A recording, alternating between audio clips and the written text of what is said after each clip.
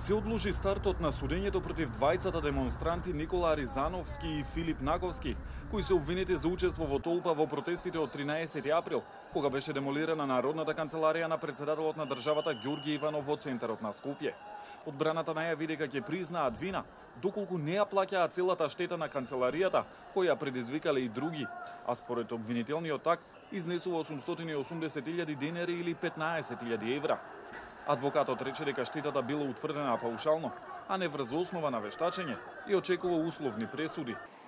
Бидејќи моите клиенти се малце обременети со досие, одевме на као најдобра варијанта на признавање на вината, меѓутоа кога признавате вина го прифаќате автоматски и трошоците и оштетното побарување, и за да се избегне тоа, побаравме да обвинителниот предлог за наредното рочиште биде прецизиран во смисла на најмалку солидарна одговорност или по наш предлог исто така утре со тоа ќе настапиме да се оди на имотно-правно побарување, оштетно побарување во друга постапка цивилна.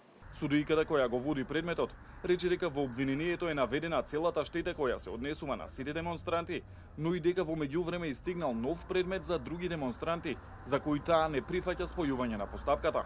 Не прифаќам спојување на постапката бидејќи не сакам да им го одземам правото на одбрана на овие двајца обвинети кои изразија подготвеност за признавање на вина. Сметам дека сумата е превисока да ја платат само овие двајца обвинети и затоа го вратив обвинителниот предлог на обвинителството да биде прецизирана штетата само за овие двајца обвинети. Рече судијката Весна Петровска-Тогасовска. Двајцата обвинети денеска во судот беа донесени со полициска придружба од куќен притвор, кој им беше одреден минатата недела во трајање од 30 дена.